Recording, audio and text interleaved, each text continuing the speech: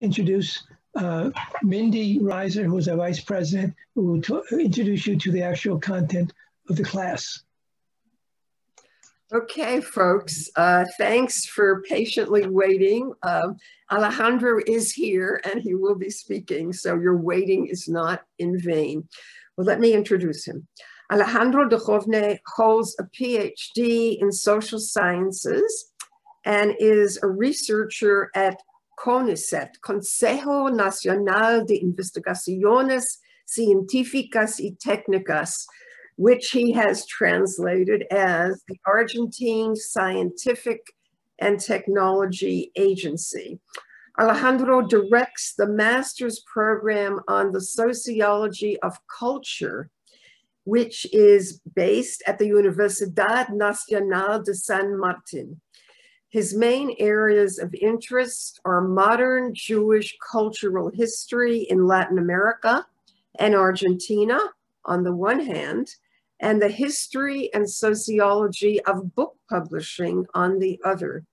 He co-founded and directed for several years the Jewish Studies program at the Escuela Interdisciplinaria de Altos Estudios, connected with CONICET, and that translates to the Interdisciplinary School of Higher Studies. In 2011, he co-authored 2 books regarding Argentine Jewish history. And in 2014, he published a book. I'm going to give you the title in Spanish for the Spanish speakers among us, and then give you the English translation. Apologies for the pronunciation, but I'm doing my best. Una historia del libro judío, la cultura judía argentina a través de sus editores, libreros, traductores, imprentas y bibliotecas, which translates to a history of the Jewish book, Argentine Jewish culture through its publishers, booksellers, translators, printers, and libraries. And in this book, Alejandro examined the place of Argentine Jewish culture within the wider diasporic Jewish geography, all this through the production and circulation of the printed word. In 2015, this book won 2nd place from the Latin American Jewish Studies Association. He also received a national award given by Argentina's Minister of Culture for historical works published between 2014 and 2017. And now all the preliminaries are over. We'll turn to Alejandro, who is speaking live directly from Argentina, and there he is. And I'm looking forward to your questions and comments in chat. Alejandro, por favor.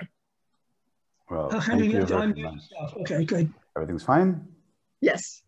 Okay, well, thank you very much, Mindy, Jerry. Thank you very much for the space. And first of all, I'm sorry, apology for my English. I haven't used it for a long while. So from time to time, you'll see that I don't find the words. So well, just be patient. I will figure out how to resolve it. Well, it's not very common. It's not very often that me or colleagues are called to talk about Argentinian Jewish culture outside Argentina or outside Latin America. So I'm very glad and pleased for this invitation, and I hope I can transmit in a certain way as much as I can of what we've been studying and researching for many years. Of course, our history, Argentinian Jewish history is a long history, very rich, intense, diverse, complex as the country, complicated as the country.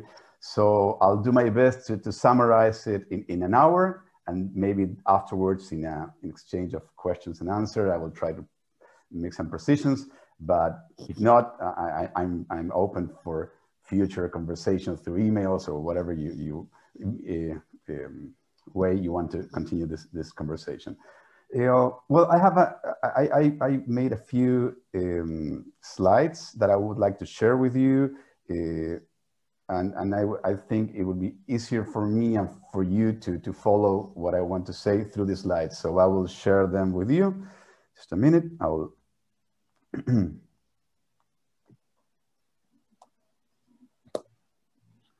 So share screen.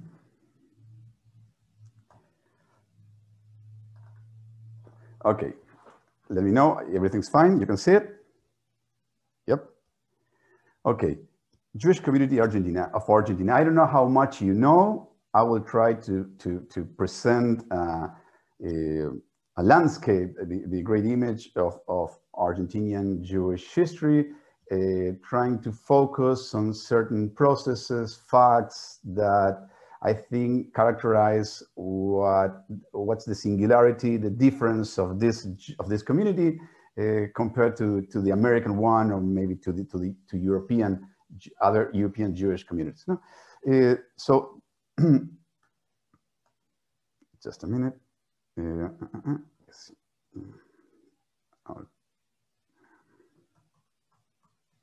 Here it is. Well, some features of the Argentine Jewish community.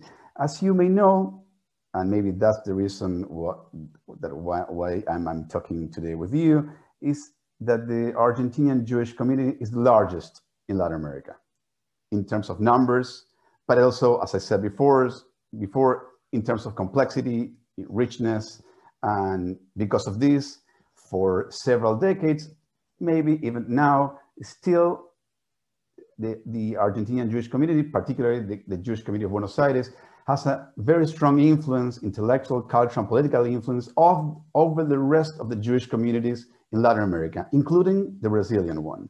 Yeah, maybe until the 60s, 70s, this was much more important, and it got less important in the recent decades, but still is very important.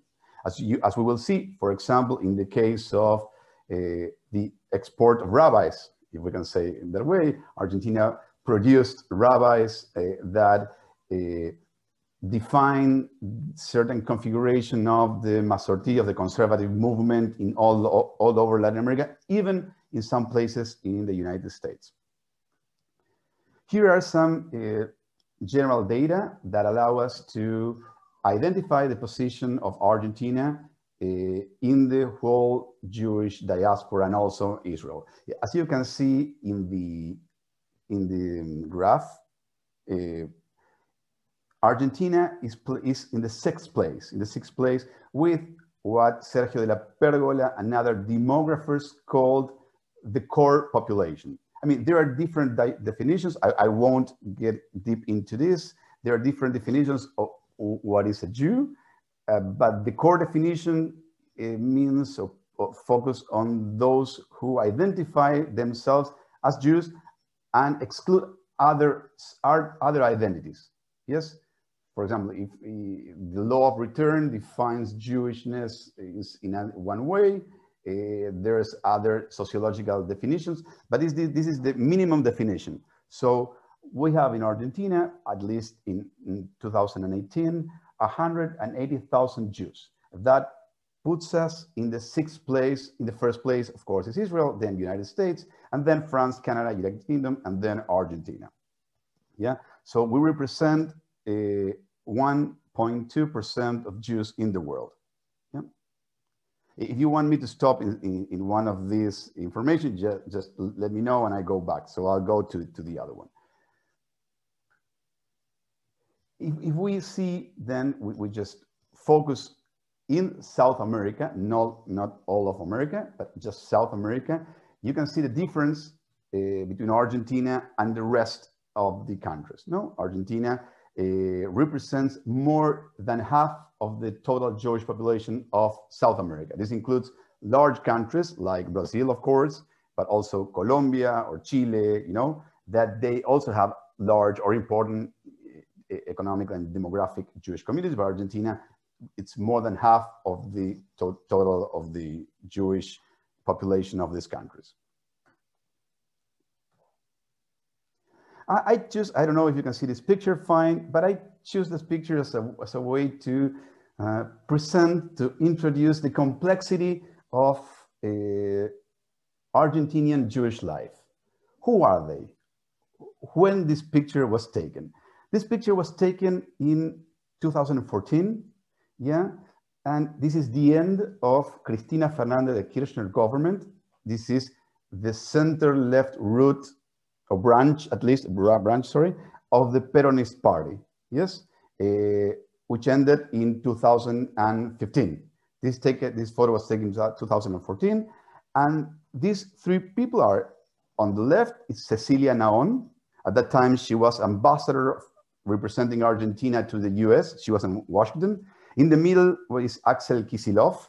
Axel Kicillof, at that time, was the Minister of Economy of the country. And on the right is was the former Minister of Foreign Affairs of Argentina, Hector Timmerman. So these three people that were in that picture that was taken in Washington, because they were at that time fighting with the hedge fund because of our external debt. I mean, it doesn't matter the exact situation, but it shows that the party, the political party that is often identified as fascist, anti-Semitic, or populist, etc., at that time had a strong presence, and still now that the same parties in the government had a strong presence of Jewish politicians, yeah, and even politicians as Hector Timmerman strongly identified with Zionism, yeah.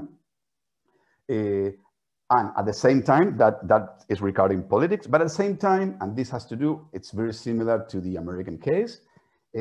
Argentina, as I showed, represents 1% or even less of the population of the country. Yeah, Jews represent a very tiny portion of Argentinian population, even though they have a very strong presence in certain areas of culture, politics, and economics. Yeah, and this photo is a very clear example of that. If we take a picture right now, you can see more of the same. And of course, in the academic sector, like this scholarly world, university, etc., you will find exactly the same. In this sense, it's very similar to the United States.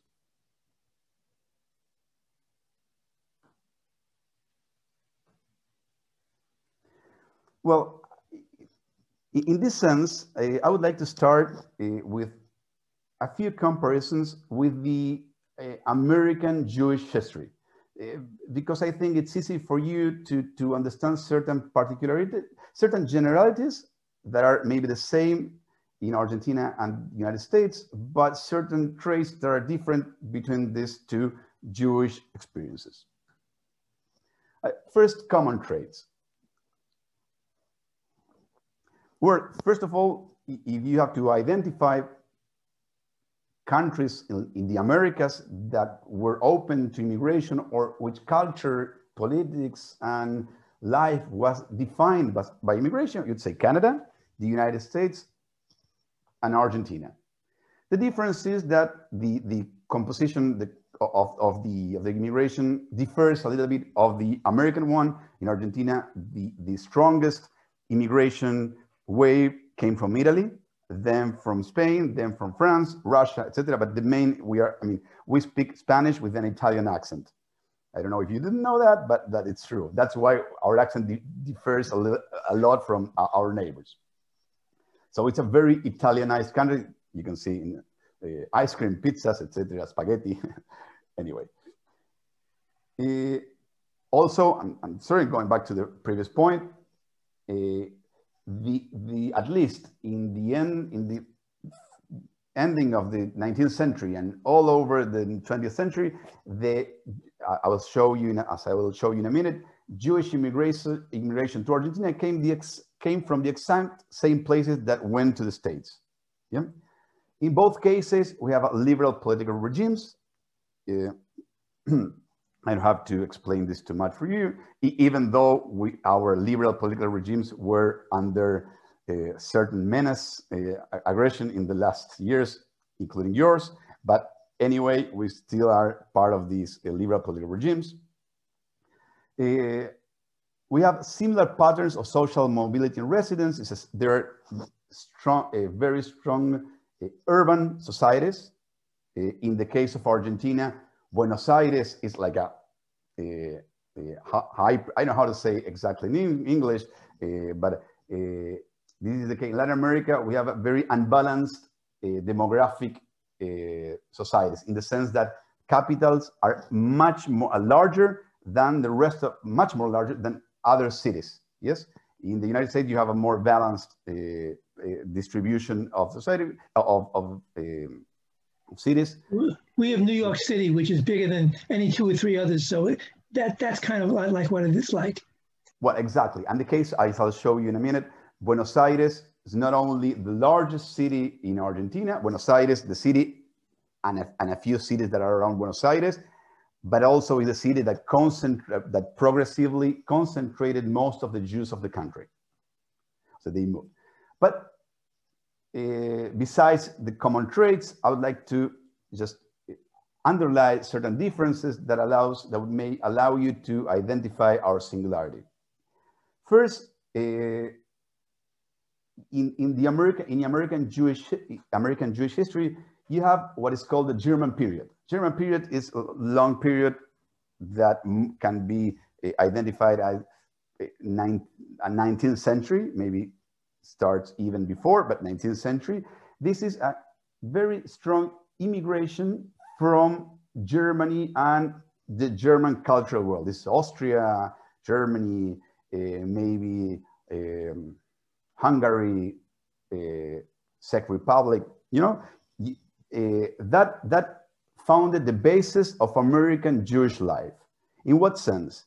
Not only culturally, that German Jewish world were much more open to vernacular languages instead, and they pushed Yiddish, and they accepted Hebrew, pre-Zionist Hebrew, earlier than the Eastern Jewish societies. So the first American Jewish configuration was built up by this German culture, yeah, by the German Jewish culture.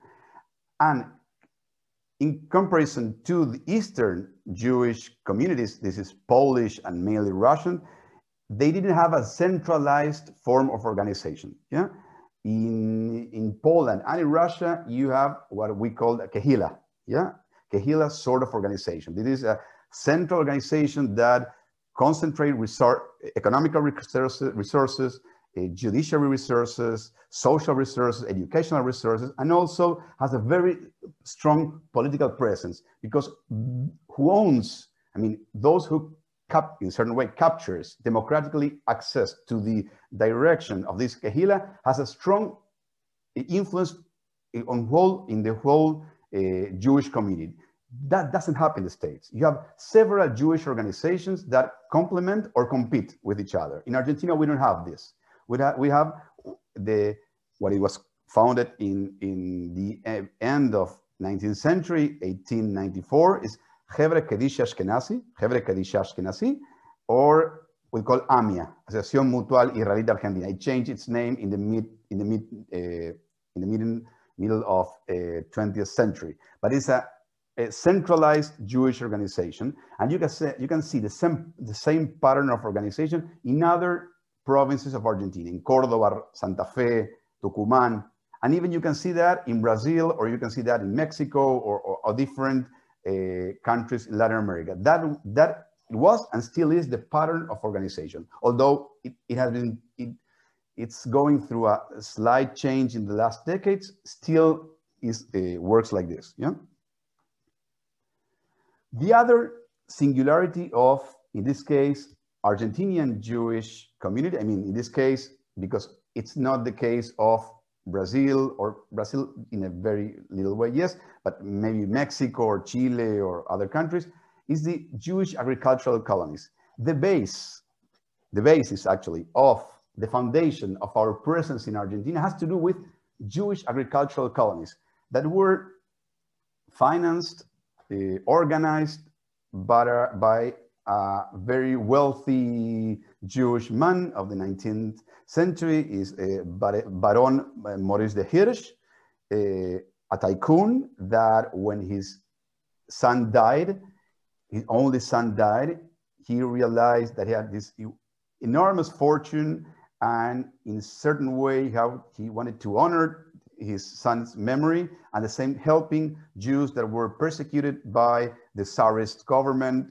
and pogrom, etc. in Russia. So he decided to organize a very large settlement of agricultural colonies in Argentina. So he financed the migration of,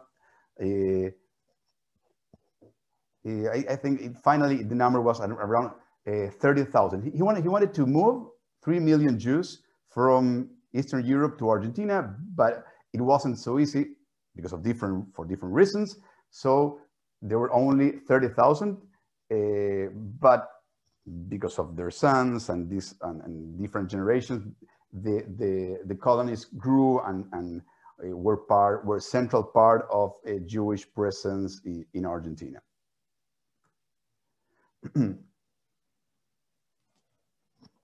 One other thing is religion. The main religion in Argentina is Catholicism. Yeah, that's the difference between America, the United States, and Argentina. The importance is that it's more, Catholicism is more centralized. So part of the presence of Argentina had to be negotiated in a certain way with this very central organization, very centralized religious organization. Right now, although the relation through the 20th century sometimes was not really easy, there are certain priests that were strongly anti-Semitic. Right now, the religion are great. Actually, the Pope, as you may know, is Argentinian. Francisco is Argentinian, and he's very, very close to the Jewish community. Actually, he went through a psychoanalysis therapy, and his shrink, how do you say it, was a Jewish psychoanalyst. So I mean, just as an anecdote. And also modern politics. One important trait of Argentinian Jewish presence in Argentina is its strong politicization. Religion was not as important as in the States. It became important in the 60s, in the 70s, and even more in the 80s. But for a long period of time, for at least the ending of 19th century up to 60s or even 70s, politics defined Jewish presence in Argentina. This is Zionist in all branches of Zionism, right, center, left, communist, anti-Zionist, Bundist, etc., or even integrationist that didn't want to be recognized as Jews and were actively participating in general Argentinian political life. But politics defined identity and a way of being part of Argentinian society. Yep. I'm going very fast through very complex and long subjects. So if you have any questions, we can continue talking about this later. And one last difference that, of course, is not the last one in the sense that we can continue identifying differences, but the last one I want to mention is the regular presence of military dictatorships. Actually, the presence of the army and the navy as strong actors of Argentinian political life, even in democracy. They had the capability, the power to censor the way life was developed in Argentina. But besides their participation in democracy, the way they condition democratic governments, they also made several coups d'etat. See? Yes, in the 30s, in the 40s, in the 60s, and the last and very bloody dictatorship was in the 70s. Then we will stop at the end of this conversation in that dictatorship.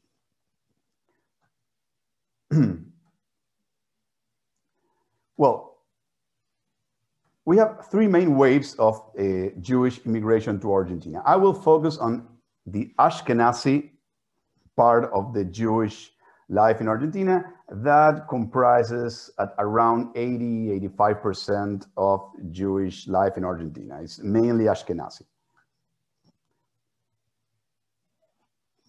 As you may know, this area that is colored here in this map is what we often call the Pale of Settlement.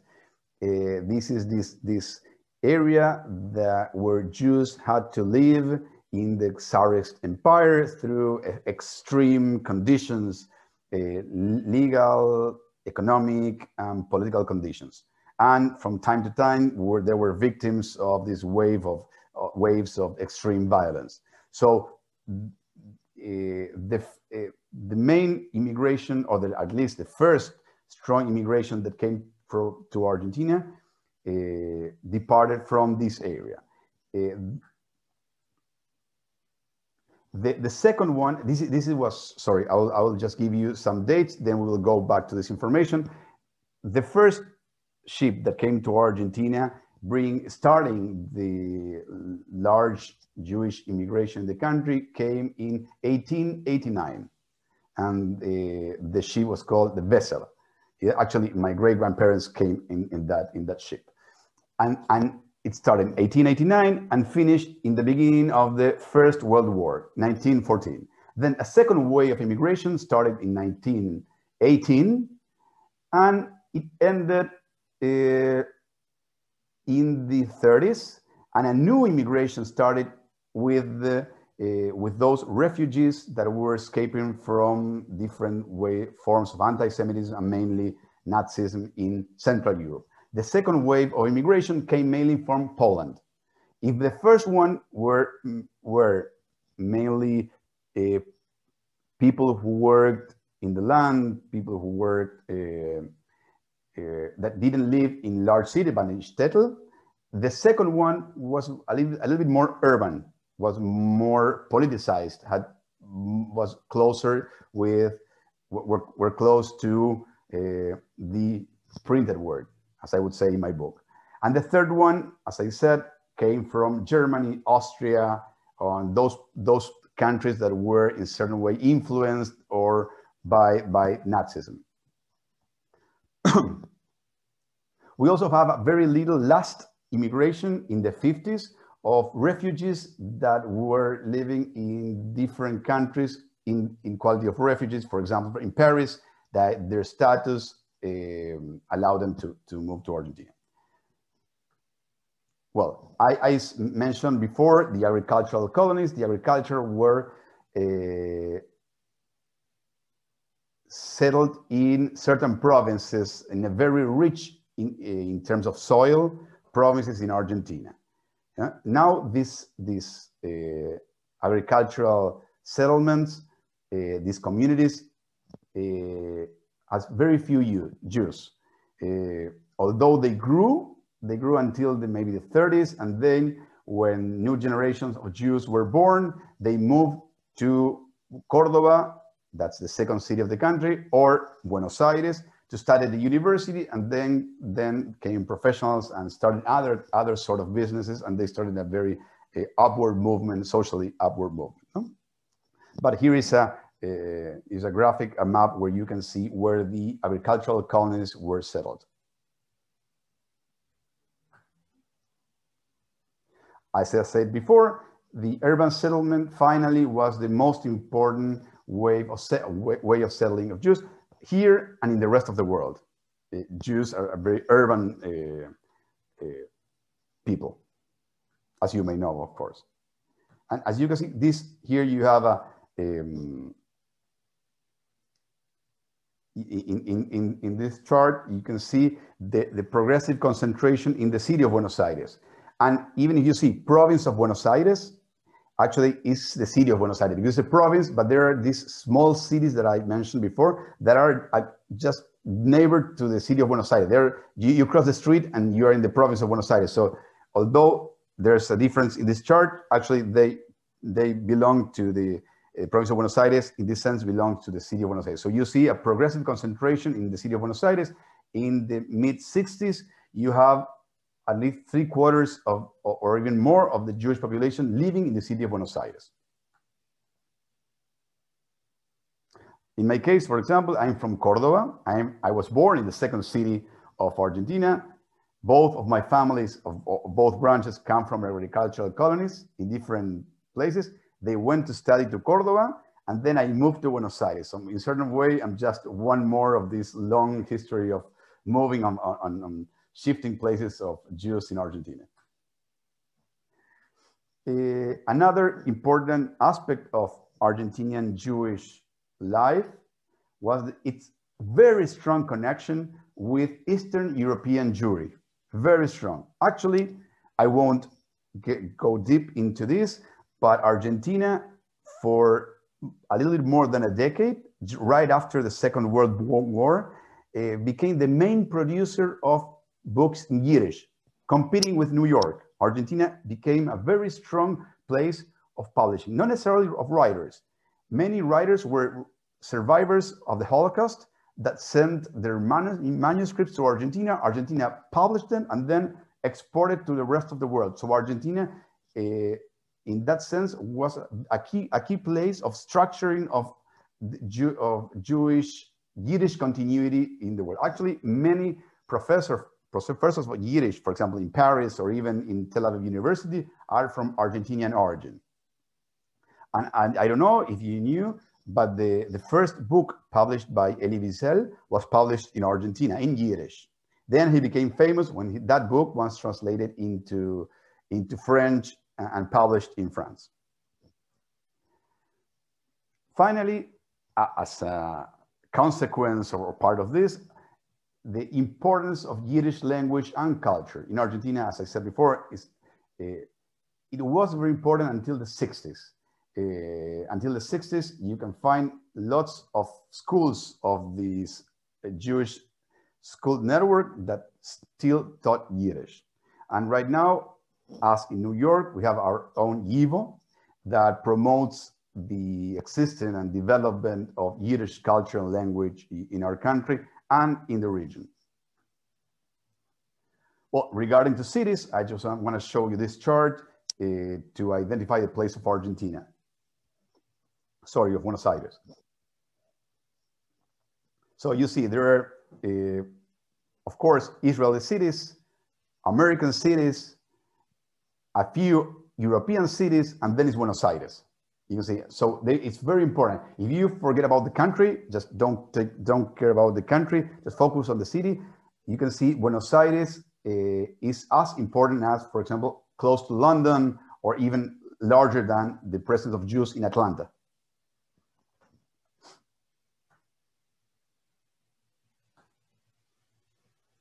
Well, here is a little graph that may help us to understand or to order what I've been saying in a very chaotic way. The first institution that was created in Buenos Aires was created in 1862. It's called the Congregación Israelita de la República Argentina. And the first synagogue. It's a beautiful synagogue that's in downtown Buenos Aires. Actually, it moved. But the organization was created in 1862. And this organization was formed by German Jews, Austrian Jews, as in the States. But there were just very few. I mean, there were very few German Jews, Austrian, French Jews, but they got together and created this first Jewish organization in 1862. When Polish Jews came to Argentina, that were poor Jews, they were in the lower class, they had to work as what we say here, Quentenik. I don't know how that expression, how to translate it into English, but those people who sell from house to house, they were peddlers that were very poor Jews. They saw the members of the Congregación Israelita República Argentina, of this first institution, as what they called the Zylinder Eden. Zylinder Eden is cylinder huts. They were the aristocrats of the Jewish community. They saw these people, those German Jews, or Yekes, as they said, as part of the aristocracy of the Jewish community. Then, as I said before, in 1889, we had the arrival of the steamship Besser, and it started the massive Jewish immigration to the country.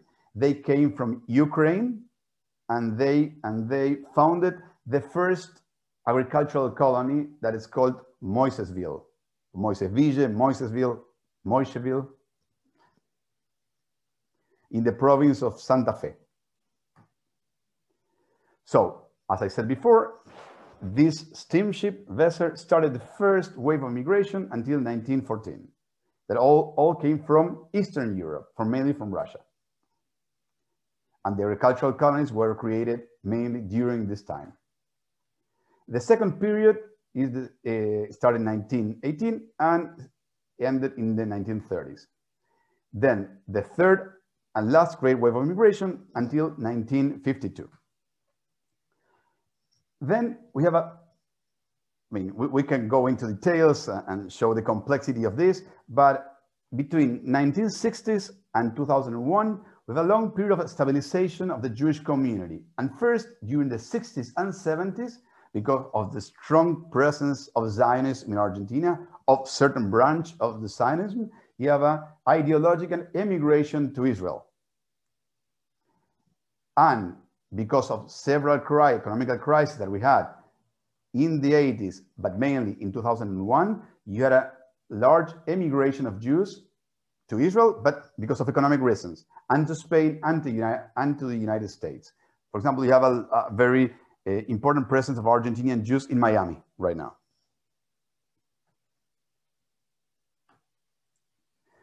I'll give you certain facts that allows to understand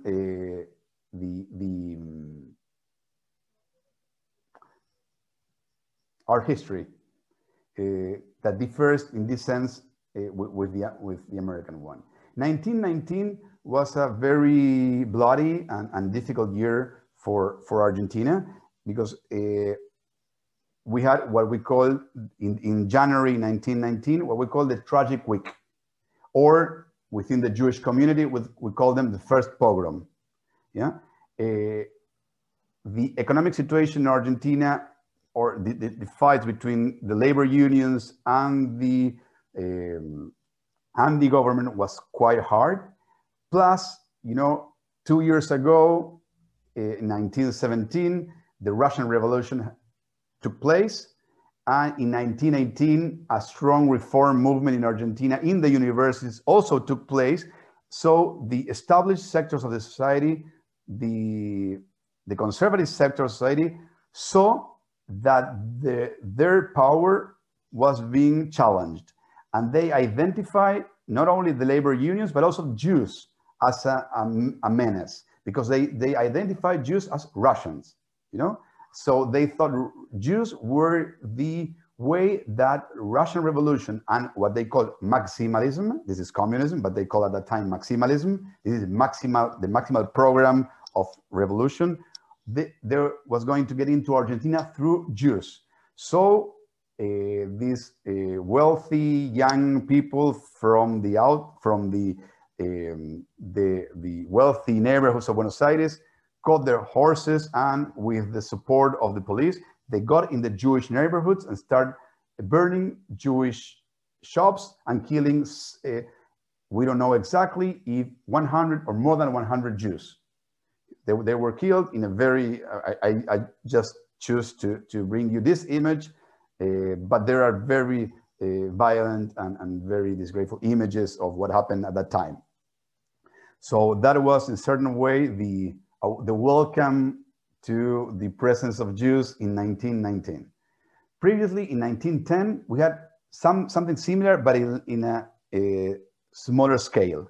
It wasn't really in a large scale, and it lasted for a little bit more than a week. We call it the tragic week. The second moment in recent, or at least in 19th century history, that I would like to point out is this. In 1930, we had our first coup d'etat, yeah? And this is the military who got into power, this Uriburu. the problem with Uriburu is not, of course, is the breaking of the democratic regime, of course, but with Uriburu started a very strong nationalist movement.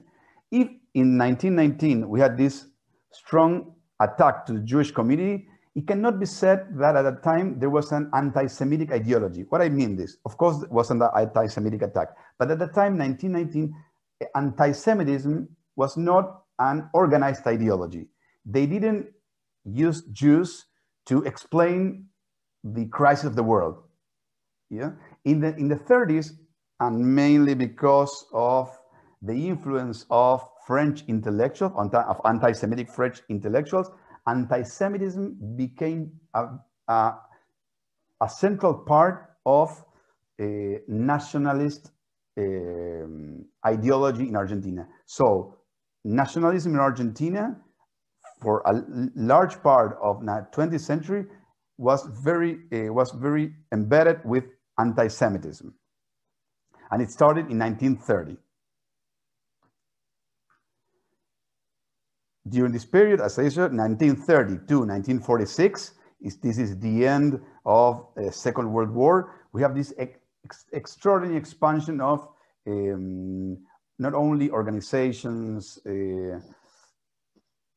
intellectuals, but also publications, as the one you can see now. This is the Argentinian Granadero. There was a 19th century soldier fighting against the presence of Jews that came from Russia. No? This is a very prototypical image, and one of these main publications was called Clarinada. Yes, but this in certain way ended in 1946. You would think this is strange. This is Juan Domingo Peron. Yeah, Peron, you may know him, or you may know Eva Peron, Evita, you know, because of the musical of Broadway musical. Usually Peron is regarded as a fascist, populist, anti-Semitic figure, and that image doesn't fit exactly to what he really was. I mean, in his inner thought, I actually don't know who he was, but it's a public figure, so you can, I mean, we should interpret and understand him as a public figure, you know? During his time, several Nazis came to Argentina. Yeah, several Nazis that were escaping from even one year before. Also, they came into Argentina, but in the first year of his government, we had a presence of immigration, of illegal immigration of Nazis to Argentina. In terms of number, Argentina, as I was talking with Mindy and Cherry a few days ago, we didn't receive maybe as much as Nazis as other countries. Maybe the Soviet Union or even the United States received many Nazis, but they were scientists or people that were in a certain way useful for some reason. We only get criminals. That's the difference. Argentina allowed only criminals to get into Argentina, maybe because they paid, maybe because of ideological affinity with certain authorities. I don't know. That's a matter of historical research. But actually, if you know, Adolf Eichmann lived in Argentina until he was kidnapped by the Mossad in the beginning of 1960, or even Joseph Mengele lived in Argentina, and then he moved to Paraguay, or Ante Pavelic, you know, he lived in Argentina, and several others. And for example, until a decade ago, you could find Erich Priebke, is a German Nazi criminal that was responsible for the killing of Italians and Italian Jews in the Fossa Sardeatinas, in a place in Italy. He was directing a school in Bariloche. That's a beautiful city in the mountains in Argentina, in the Andes. No? He was directing until a decade ago. Then he was extradited extradited and judged in Italy. So yes, during the first year of Peronist government, we can find several Nazi war criminals getting into Argentina. And also we had one scientist, but it was a, how do you say it in English, scam, is that right? He was fraudulent scientist because he said he would allow Argentina to become an atomic superpower. So he had a great idea, and he asked a lot of money to create a development in Bariloche, but year after year, he never showed anything. So he was he lied to Peron. Peron invested a lot of money in this von Richter. No, it was the name of this German scientist, but actually he was a complete fraud. His project never worked. But besides this, if we see what happened with strictly anti-Semitic organizations, political organizations during the government of Peron, Peron liquidated them, killed them, because even if he had the support of a few of them when he was running to presidency, because he got in a democratic elections, when he got to power, he decided to eliminate every trace of anti-Semitism of these organizations. So it's difficult to identify actually his government as an anti-Semitic government. He had an advisor, a rabbi as an advisor, Amram Blum. He's a Romanian, as far as I remember, as a Romanian rabbi that lived in Argentina. And he actually had a tense but intense at the same time relation with the Jewish community in Argentina. I mean, we can go, I just give you a glimpse, a very brief introduction. Everything's much more complex, no? But this is a general introduction to a character that is very complex and very important in contemporary Argentinian history as Juan Domingo Peron. In the 60s, we had this reemergence of anti-Semitic groups. If they disappear or at least publicly for more than a decade, in the 60s, there was an important nationalist group formed by youth activists that was called Tacuara. And it started acting after the kidnapping of Adolf Eichmann. Yeah, Adolf Eichmann, as you know, was kidnapped, as I said before, by a Mossad team that took him to be judged in Israel. And they said that that was a violation of our sovereignty, and that Argentinian Jews had to decide, or if they defend Argentinian sovereignty, or they defend Israeli interests. So they couldn't be, they said Argentines lived with a double loyalty to Israel and to Argentina. So that was their main claim against Jews. And they actually killed a Jew, well, at least one, and they threw bombs and they were very, very violent against Jews. And this lasted for maybe 8 years, 9 years. But this was I want to say something about Tacuara. This was a non-official organization. That was not supported, not legitimized by any government or by the state. There was a political organization that lived illegally, in an illegal dimension. But something changed between 1974 and 1976. In 1974, Juan Domingo Peron came back from exile to Argentina. He won the elections, but soon after he won the elections, he got into power and died. And his wife, that was the vice president, got into power, and she was backed by this man that is beside her, that's Lopez Rega, that was an extreme anti-Semitic person, anti-Semitic ideology, and he created what we call the AAA, the Alianza Anticomunista Argentina. And Jews at that time were started being persecuted politically and because of their political orientation or their religious orientation by an illegal organization supported by the state. In this case, the AAA was supported by the state. And it was, in a certain way, the prologue of what happened before. Between 1976 and 1983, we have this brutal, violent and bloody dictatorship that you may know the term desaparecido, disappeared, that are people that were kidnapped and whose bodies never appeared. And they were particularly violent with Jews. in what sense this dictatorship was anti-Semitic or not?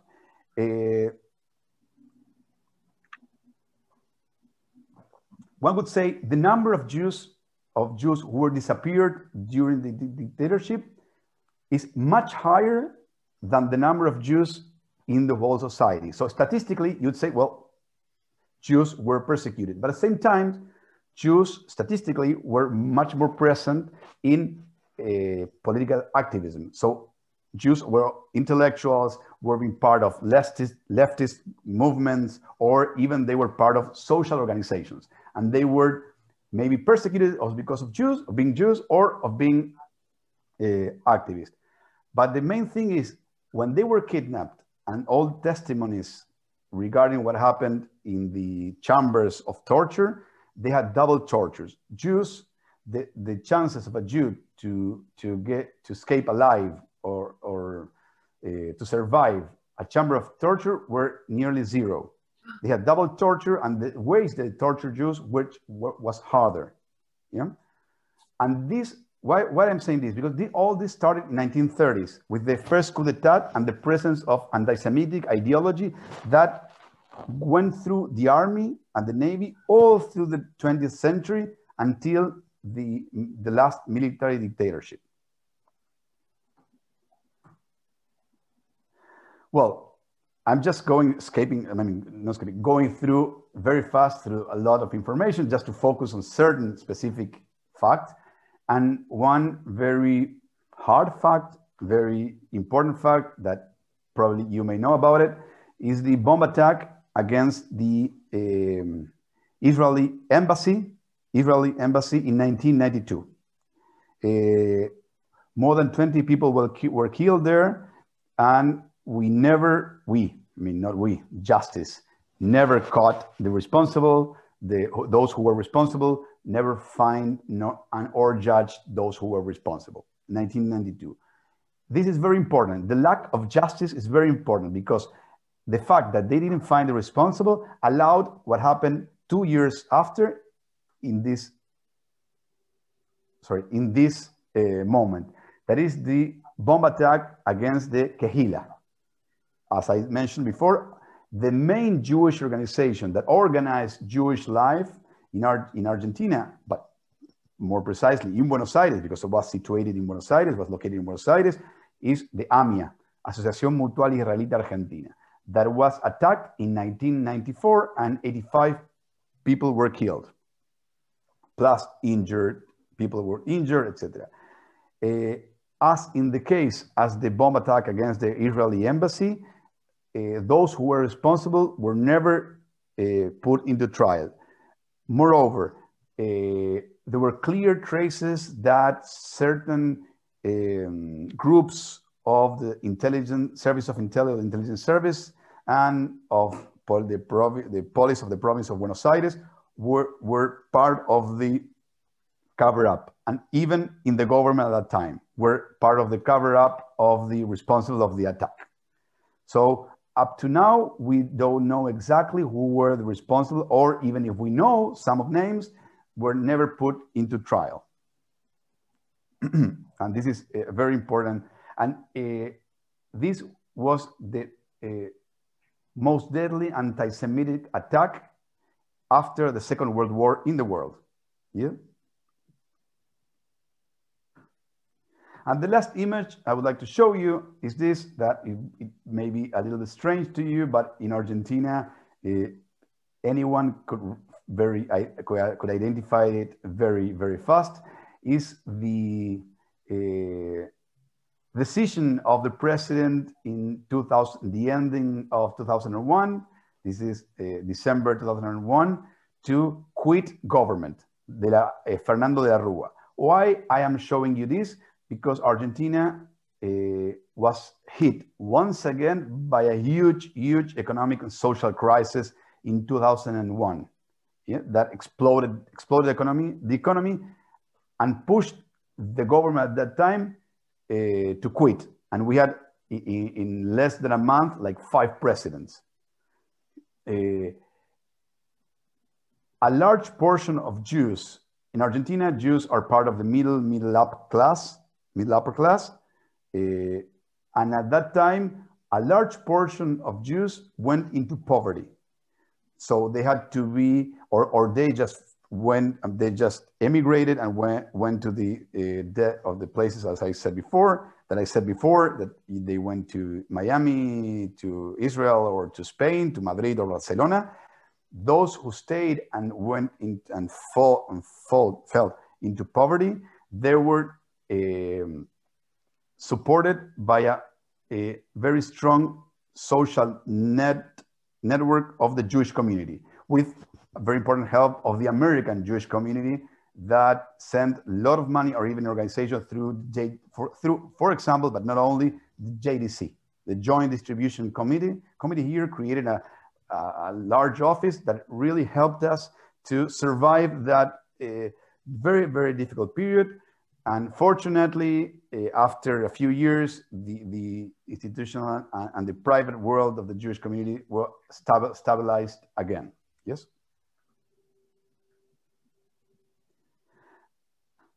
And just to give you, once again, some landmarks, as I said before, in 1862, the Congregación Israelita República Argentina was created. In 1894 was created AMIA, what was afterwards called AMIA, but Hebra Kaddish Ashkenazi.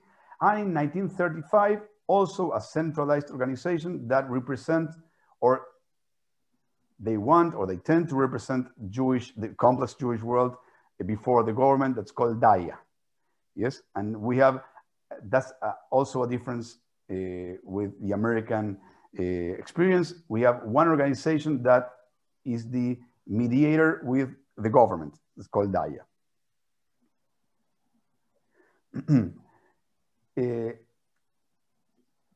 If you follow what I said before, maybe you can have the idea that our history is a history of anti-Semitism, of bomb attacks, and everything's bad.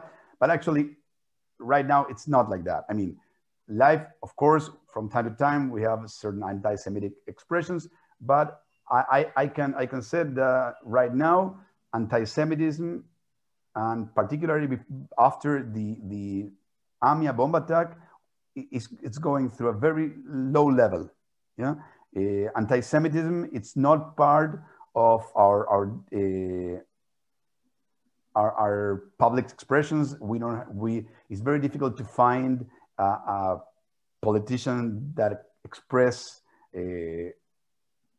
anything against Jews, and if it happens, it's very, very rapidly condemned, not only by the Jewish community, but also by other politicians. For example, I was telling Mindy and Jerry, right now, the largest province of Argentina is governed by Axel Kicillof. That's from the Peronist party. He's Jew, and nobody, as far as I remember, several years ago, mentioned his Jewishness. Actually, nobody really cares, not at least in public discourse, says something about him or other Jewish public figures. For example, the Minister of Industrial Development in Argentina is Jewish, and nobody really cares about him. Also because the press and cultural institutions and academic institutions Jews are very well represented, and the symbolic importance of Jews is very important, at least in Buenos Aires, you know? So I don't want to offer you or to give you a bad impression of our, or only a bad impression of our 20th century life. Argentina, Jewish right now, community is very vibrant, and if we have problems, has to do mainly with economical problems that are exactly the same problems that the rest of the citizens of our society. Just let me think time. Well, I think it's time to stop and allow questions. I hope I was clear enough, and I'm very sorry again for my English. I try to do my best, and well, I'm open to questions. Thank you very much once again. Okay, let's see. Can you get me back? Sure. Let's see. Sharing, yes. Jerry, Alejandro, can you hear me? Alejandro, that was fantastic. So much information, and your English was fine. It was very good. Lots of questions. Let me try to take them in a little bit of chronological order.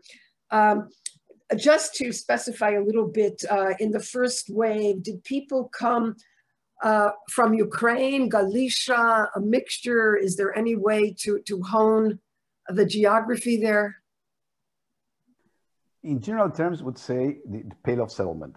This is, for example, I'll just give you my case that is it's an example of the first wave of migration. All my family came in the first wave. I have Lithuanian origins, Romanian, actually Bessarabia, Moldav and Romania, Ukraine, and even part of Russia. Mm-hmm, mm-hmm. So yeah. Very Eastern Europe. Yeah, okay. There was interest in the role of the Alliance Israélite Universelle. And were Moroccan Jews at all involved in coming to Argentina to work in the agricultural communities? Well, the Alliance Israélite Universelle was very important because they had a singular role in education. They were an active part of the Jewish colonization in the provinces I showed, and most Jewish education was supported by the Alliance Israélite Universelle. And of course, Moroccan Jews were very important in the Ashkenazi world, or part of the Jewish presence in Argentina, but not in the colonies. There were certain Moroccan Jews that came specifically as teachers and worked in the colonies, but as a wave of migration, no, they went directly to urban, to mainly to Buenos Aires or Córdoba. Okay. Not to the colonies. All right. There is real interest in the role of the Jewish press in Argentina. Say something about that. Presumably it writes in Spanish. Is there a Jewish press agency the way we have here? Are there individual Jewish newspapers with Jewish news in Buenos Aires or Cordoba? For my research, I traced the presence in part of 20th century, from the end of 19th century to the 60s, of 320 more or less journals, newspapers. So we used to have a very strong presence of Jewish press, mainly in Yiddish. And even in Arab, we have Jewish press in Arab from those who came from Middle East. And right now, yes, we have mainly through internet, but like 4 or 5 important Jewish journals. Not printed, because we have, printed word is going through a crisis, but we have a very strong Jewish press in Argentina. Well, okay, you say journals, that kind of implies scholarly. What about? No, newspapers. I'm sorry. Basically based in Buenos Aires? Yes. Okay. Almost, at least the more important ones are all in Buenos Aires. Okay. There was a question about the Jewish role in the military. Can you talk a bit about that historically and certainly today? Well, I can think only 2 or 3 exceptions of Jews that participate in the army, or of course they didn't participate in any military government. Jews were not, as I said before, all the dictatorships and the army and the navy were very anti-Semitic. So the chances of being part of them in the government, outside the government, was almost impossible. So Jews were persecuted, or they were chased, but they were not welcome. I don't know if you remember the picture I showed before. The last person I mentioned is Hector Timmerman, who died a year or 2 years ago. His father was a very renowned journalist in Argentina, that a Zionist, very renowned, but in general terms, he was a very renowned journalist, not only for the Jewish community. And he was kidnapped and tortured for several weeks. And finally, he could, because of the pressure of, among other institutions, the American Jewish community, he could live and exile in Israel, and then he moved to New York. But when he wrote a book about his experience during the dictatorship, it's very interesting because you can see the ideology of those who were torturing him, and they ask him about Zionism, about the Jewish conspiration to rule the world. They're willing to conquer Argentina, etc., etc. So it showed the strong anti-Semitic ideology that organized the thoughts of those who were in power at that time. Okay. We really have interest in talking about the Seminario Rabbinico Latinoamericano. You've mentioned briefly its influence, but say a little bit more. Yes, the Seminario Rabbinico Latinoamericano, not by chance, it's called Seminario Rabbinico Marshall Mayer.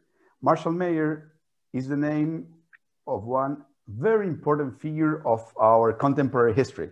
Marshall Mayer was an American Jew that was formed in the Jewish Theological Seminary. And in 1959, he was called from Argentina to try to mobilize youth and to try to find youth that would be part of the conservative movement. And he, in 1961, he opened his own synagogue. And in the 60s, he created the Seminario Rabbinico that formed rabbis and with a very interesting characteristic. We don't have a very important reform movement. Actually, we almost doesn't have a reform movement. It's very, very small. So our conservative movement is very liberal. And that's the characteristic of our Masortia conservative movement. And the rabbis that Argentina exported to the rest of Latin America, and I said before, even in the United States, for example, the B'nai Yeshurim in New York, are two Argentine rabbis, had this particular, this feature that are conservative, but at the same time, they're very liberal. They're more similar to Reform rabbis than to regular conservative rabbis. I imagine Chabad has a presence, yes? Chabad landed in Argentina in the 80s, in the beginning of the 80s, in very shy and modest way. And now they are, yes, they have a strong presence in Argentine Jewish life, of course. And even in certain neighborhoods in particular, you can identify them very clearly. Okay, let's turn to a time that's not so happy in Argentine Jewish life. Several people have asked about the story of Jewish women who were enticed to come to Argentina and then were prostituted. And this has been written about. Can you explain the context? What happened to these women? What emerged from them as possibilities after, I hope, they were liberated from this slavery of some sort? Yes. But only one thing about the previous question.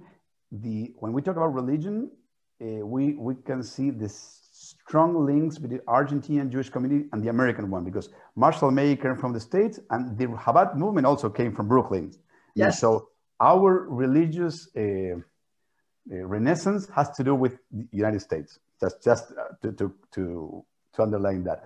Yes, Argentina, in the beginning, Buenos Aires and Rosario, the third city of the country, were, how would you say, you can find in the early in the beginning of the 20th century, the presence of a Jewish mafia that was called, first it was called Varsovia, or was called Zvimigdal. That was an international network of Jewish pimps that would bring, Jewish, that word, I don't know exactly if that's the correct word, that bring, that they bring young Jewish women from Poland and from Russia, lying to them because they got married with them, saying that they had fortune in Argentina, and not only their life, but their family's life would be saved if they married them. but they discovered when they were in the ship in the way to Argentina, that was a complete lie, and they had to prostitute and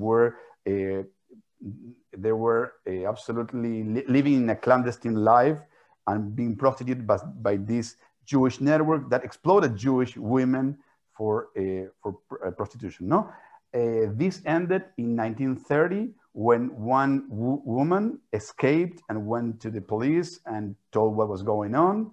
Until that time, it's interesting, but they also had the informal support of certain part of the government, of course, and the police. This couldn't continue developing for so many decades without a support.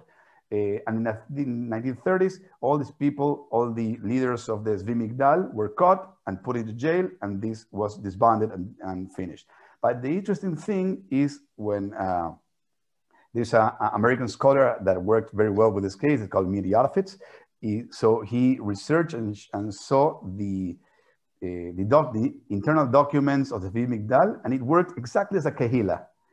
People paid their fees. They had a synagogue. They had all their own rabbi. Their life was exactly as a community, but the community confronted, the formal community confronted them, calling that mime, no? Impures, the impures. So there was a clear division until 1930s between the formal community and those that were linked to the Zvi Migdal, yes?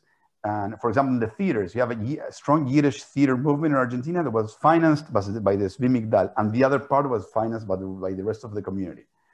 But I mean, we can talk a lot about it, but yes, it was a very important chapter of our life. Okay. Someone wants to know more about the Jewish presence in the media generally.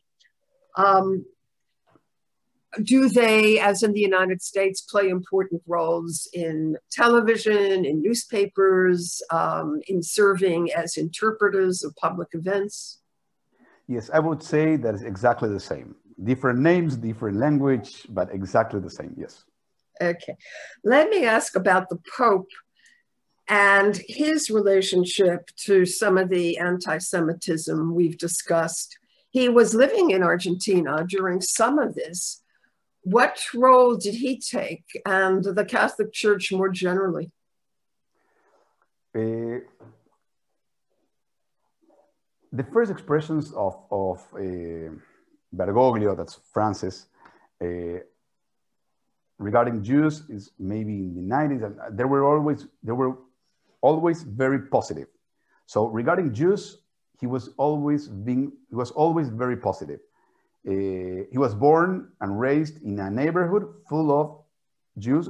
Most of the Jews were Sephardic Jews. So in his daily life, in his landscape, his life was full of Jews.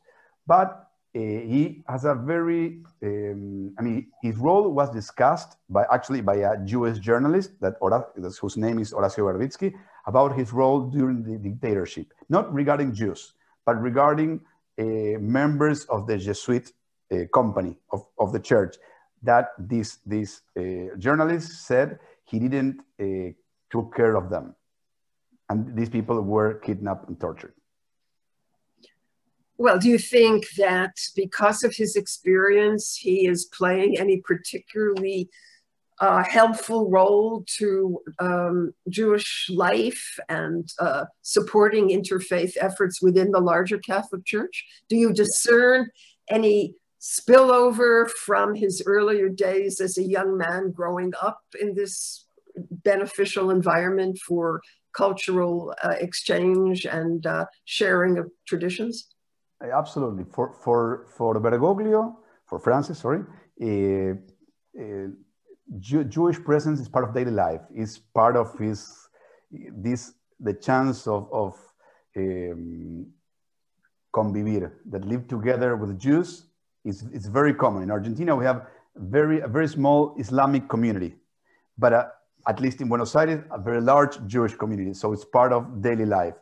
But besides his early experience as a child or even as a young boy, when he was the leader of the Catholic Church, he had lots of meetings with Jewish organizations, many. and he worked together with Jews, rabbis and non-rabbis. Actually, and he wrote a book with Rabbi Skorka, that a rabbi, a few years, he was elected as a pope. It's a very important book, and actually a very good friend of mine was the one who worked on the edition of that book. So I knew that book before he was elected the pope, and actually the editor is Jew, Diego Rosenberg. So his links with the Jewish community is very strong. Has many good friends that are Jews, and I mean, and for sure his current role on interfaith dialogue has to do with that experience. Oh yes, please send us via email the name of a book so we can share this. Let's go back to the agricultural communities. Was there any interplay between some of the people in the early agricultural communities and the kibbutzim in Israel? Did people see this as some sort of shared experience that they could learn from each other? I know we're talking a little bit later, maybe, but the kibbutzim began pretty early. Yes, it's a good question. I think was part of the same ideology. Not necessarily they were linked in terms of exchange of ideas, but the idea of this regeneration of Jews, that Jews should regenerate through the work of land, of soil. It was in the base of both experiences. In that sense, yes, they were linked, but I think only in that sense. Well, another thing, we could say that if you read the Jewish States of Theodor Herzl, you will find a very provocative and problematic line that says the place where the Jewish state should be founded is Palestine or Argentina. He says that in the Jewish state. Why did he say that? Because he was playing with Baron de Hirsch and with the name of this wealthy family. How was the name? The bankers. I forgot the name. The Rothschilds. Exactly. I'm the Rothschild. Yeah, he was asking money from. He wanted the Rothschilds to finance the creation of the state of Israel. But why did he write that? Because he said to Rothschild, okay, if you don't give me money, I always go and talk with Baron de Hirsch and create the Jewish state in Argentina.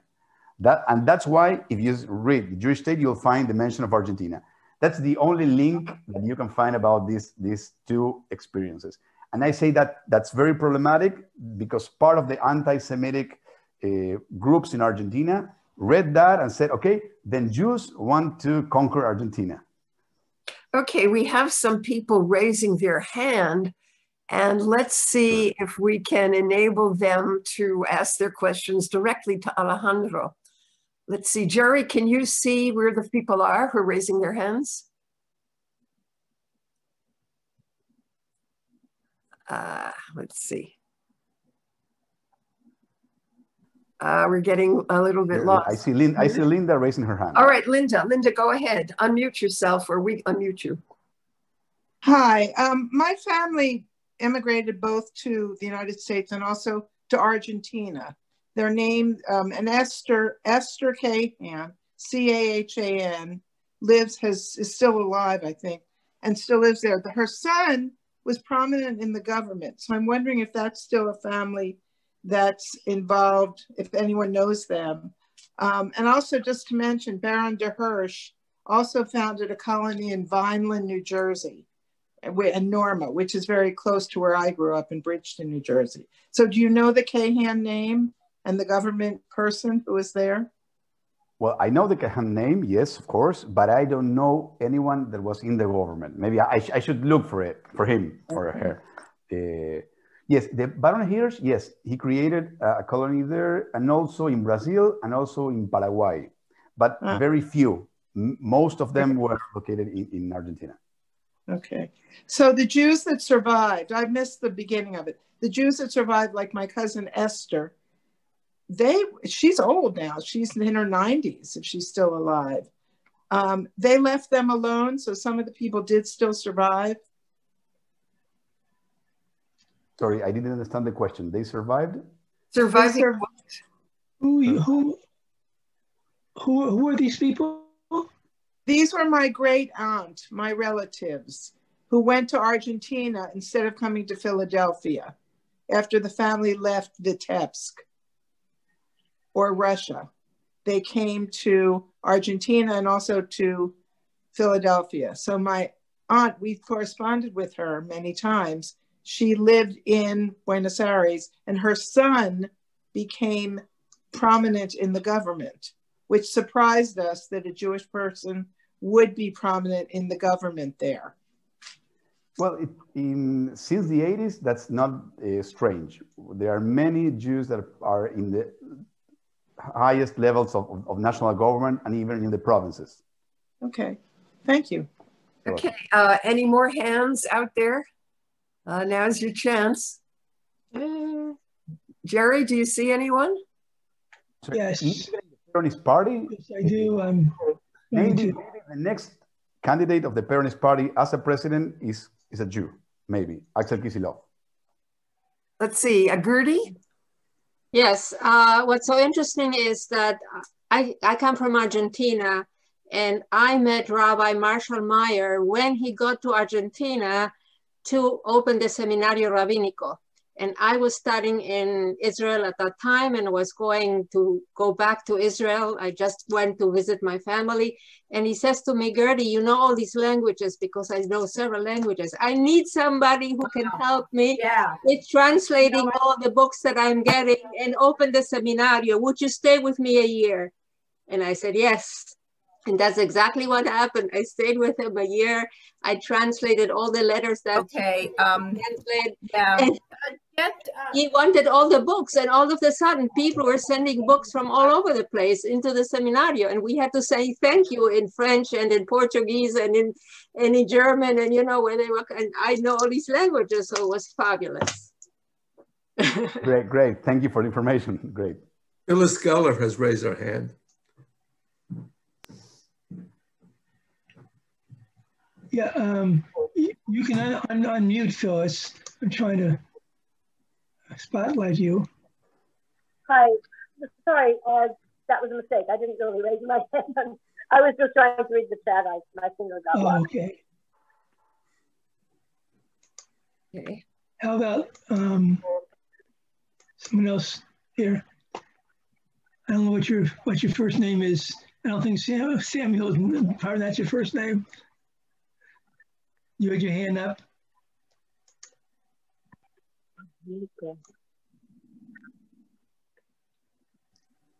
Hello? Go ahead. Yes. Yes? Yes. See? Can I talk? Yes. Romina? Okay, Romina. Okay, that is my name, Romina. Okay, first of all, thank you very much, Alejandro. It's very interesting. Unfortunately, I couldn't listen to the whole lecture. So first of all, I would like to know if it will be possible to watch your lecture again in any site. And my second question is this. You said that we couldn't say that Juan Domingo Peron was, let's say, a kind of Nazi. But what I have read is that a very important friend of Juan Domingo Peron was who supported his political campaign and allowed him to become the president of Argentina. His name was Freude. I cannot pronounce the name in a proper way properly, but do you know anything about that? Can you tell us anything about that? Am I correct or not? Well, the first question, if I'm right, Jerry, this is going to... I'll answer the first question I put in the chat already also.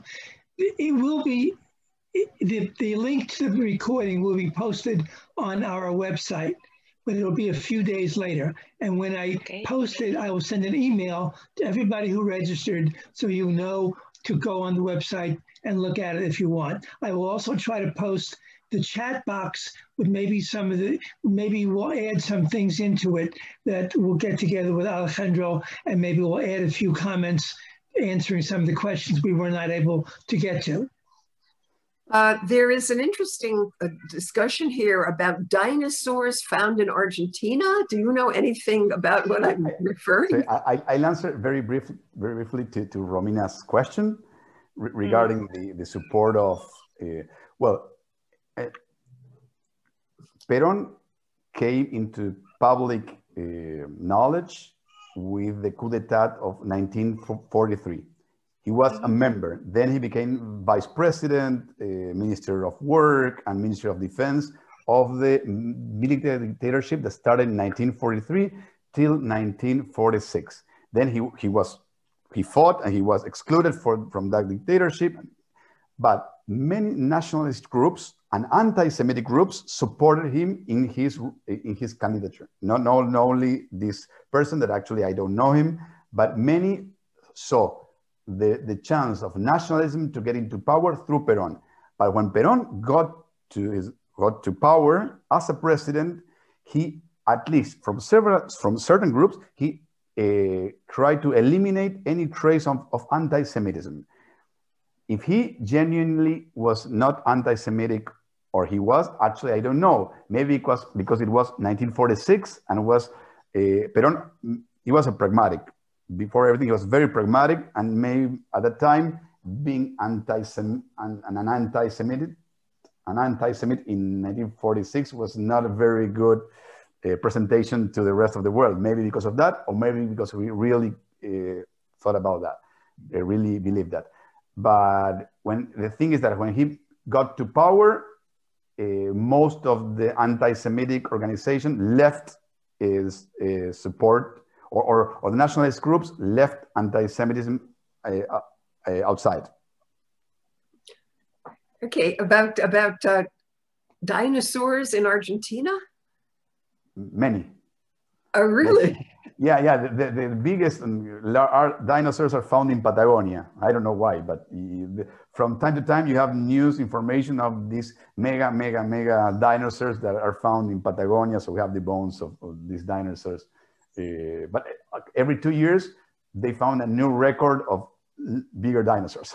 Oh, that's wonderful. More questions. I want to bring people in who have questions. In particular, one of my best friends is wanting a question. Morris, you're on if you want to. Yes. My question has to do with immigration from Eastern Europe to Argentina. In the 20s, the United States closed its borders to Eastern Europeans, or created barriers by quotas and so on. And did that influence the makeup of people from Eastern Europe who came politically, let's say, who came to Argentina at that time? Or in what way did that influence the makeup? Or am I asking about something that didn't really happen? It's very difficult to define statistically how many Jews came to Argentina because they didn't have the chance to go to the States. It's very difficult to say, but actually it happened. Many people want to go out from Russia or from Central Europe, and they didn't have the chance to go to the States because the borders were closed, or they didn't admit them because of different reasons. So they came to Argentina. That was the second center of immigration in the Americas. But in the 30s, Argentina also had a sort of exclusion of Jews. We're very strict with the entering of Jews, exactly the same as the United States. So it was very difficult. Most of Jews that came to Argentina in the 30s came through illegal channels, or maybe they came through Paraguay or through Bolivia or through Uruguay. Yes, because Argentina was closed in the 30s. When in the 30s? Which part of the 30s, Alejandro? After 1933, 1935, it's when Nazism was expanding in Europe, and Jews wanted to came to Argentina as a way of escaping Europe. And at that time, nationalism was very strong in our Ministry of Foreign Affairs. So they were not allowing Jews to come into Argentina. But they came through illegal ways. For example, Bolivia allowed Jews during most of the 30s. So as you know, Sosúa, República Dominicana, and Bolivia were places that allowed Jews to go into their countries when no other countries let them go. But those who went to Bolivia, most of them finally came into Argentina. Thank you. Okay. I think we we're officially over our time, I believe.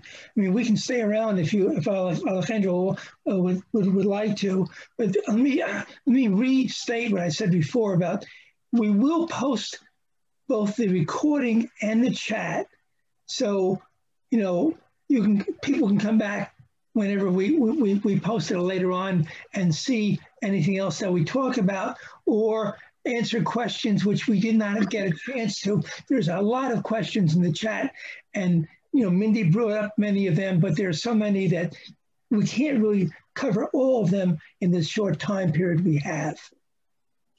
Okay, I am going to sneak in this question. There's a lot of interest in genealogy, and someone would like to know if there's some sort of database with the names of the people who were in the agricultural communities so long ago. Do you know of such research or such a database? I don't know if it's digitalized, but there are large databases of immigration to colonies, not only to the colonies, of every Jew that came into Argentina. Through the port, the immigration process as and actually the immigration, La Agencia Nacional, the Agency of Immigration, has digitalized most of their archives. But even in the Jewish community, there are archives. I think they're not digitalized, but they are archives. Yes. Okay. If you have any question, I can just put you in touch with the people that work on that issue. All right, we'll share your email, Alejandro, if you're open to that. You may be inundated, but thank you very much. Let's try one more question. You're on, but you're muted. Is this Ashley Brown? Yeah. Just two quick questions. One is just curious. Are you related to Nicholas Dujovne, who was the Minister of the Treasury? I'm a very distant relative. Distant relative? So yes, and ideologically distant also. But the bigger question I had was about the relationship between the Kirchners and the Jewish community, and also specifically about the murder of Nisman and the investigation of the Well, that answer is a very long answer. I would just ask for another hour and a half to talk specifically about that. I don't know. I mean, the best answer to the Nisman part of the question is watch the Netflix documentary. It's very good. Alejandro, we all don't know what that is. Just briefly. Okay. The AMIA case, the AMIA, I mentioned, yes. AMIA was attacked in 1994, and there were the investigation was divided in several areas: those who committed, those who covered up, and the external was conexión externa, conexión local, y encubrimiento. No, more or less was divided in these areas: external connection, local connection, and cover up. One of the main actors that was investigating that was a national prosecutor called Alberto Nisman. Alberto Nisman was pointed out by Nestor Kirchner as the main prosecutor of that case. During the several years, he did a very good job. Then he didn't do a very good job. He was in tension with the government, and finally he decided at one point to accuse the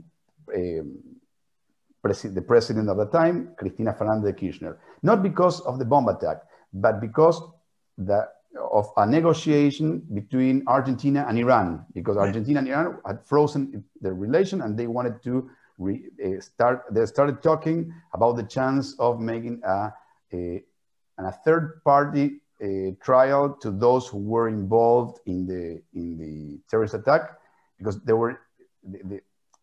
Nisman said that those who create, how to say, the ideological authors of the attack were Iranians. Argentina for several years at the UN and at different international forums accused Iran of being the promoters of that bomb attack. Even the Kirchners. The Kirchners were actually the most active accusators of Iran for many years at the UN and in different forums. But at a certain point, as justice didn't advance, they decided to start negotiations with Iran to see the chance of judging these people in a third country. Nisman, the prosecutor, understood that this was a way that the former president was trying to cover up, another cover up of those who were involved or responsible of the attack. So he publicly accused the president at the time, and after a week of him having accused her, he appeared dead in his apartment in the city of Buenos Aires. Some people say it's a suicide, he committed suicide. Some others say that he was killed by someone. Some people say it had to do with secret services, with foreign secret services, or even people say it had to do with the government. My suggestion is watch that very important documentary series that is in Netflix, that you will see that even I appear in a moment in the documentary just by chance. But I mean, it's a very, very complex explanation to give it in a few minutes. I really doubt that the government at that time had to do with the death of Alberto Nisman. I really doubt, because of different reasons that it would be very long to explain right now. There was an internal fight within the Secret Service also at that time. Okay, well, thank you enormously. I see you still have lots of energy left, Alejandro, but I think we'll enable you to have some more refreshments and take a little bit. I have to take care of my 6 months baby that's waiting for me there. So. Let me close up. Let me just make one remark about Nisman. The fact that his body was found the night before he was about to testify was part of the whole thing. But I realize it's very complex. I read about it, but I don't know anywhere near as much you do. I want to thank Alejandro enormously. I mean, this was a wonderful presentation. There's so much information that you provided in such a nice way. I can see why many of us would want to see the recording again, because information went through very quickly, of course. One big question I have, which wasn't mentioned, is when is your book about Argentine Jewish community going to come out? I mean, we need a good book about that. I mean, I'm so interested in reading about it now after hearing your presentation.